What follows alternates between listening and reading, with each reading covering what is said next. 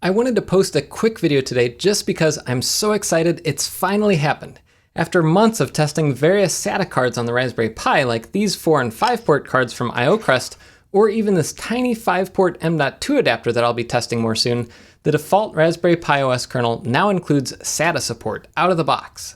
In the past, if you wanted to use hard drives like this, or SATA SSDs like these, and get native SATA speeds, and the ability to RAID them together for redundancy or performance, you'd have to recompile the Linux kernel. Sure, you could use hard drives and SSDs with USB adapters, but you sacrifice 10 or 20% of the performance and can't RAID them together like you can with SATA.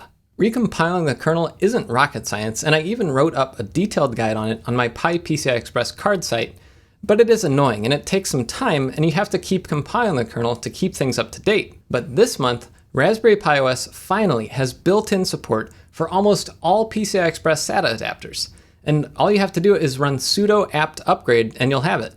That means anyone with a Compute Module 4 can plug in a SATA card, whether it's a PCI Express card or even this tiny M.2 adapter, and plug in hard drives or SSDs, and they should just work, assuming you have power to the drives.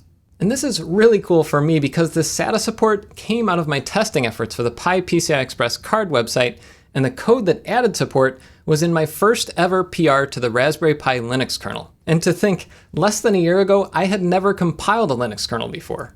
Having native out-of-the-box SATA support means we can use things now like Open Media Vault to build RAID NASs based on Raspberry Pis without having to maintain a custom kernel or do any special setup work. But I think the best lesson I've learned through all this, testing SATA drives, GPUs, Wi-Fi 6, and 10 gig networking on the Pi, is it's not as daunting as you'd think to write patches for Linux and test things out like I did. Some might be surprised, but I was nervous compiling the kernel the first time. We all have to start somewhere.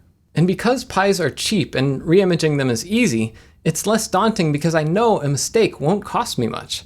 I think a lot of people used to big hulking desktops and servers don't understand how liberating it is to use a tiny hobby computer like a Pi.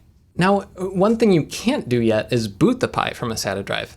You can boot from USB, microSD, eMMC, or even NVMe on the latest Pi OS, but currently the Raspberry Pi bootloader doesn't scan SATA devices for booting, at least not yet.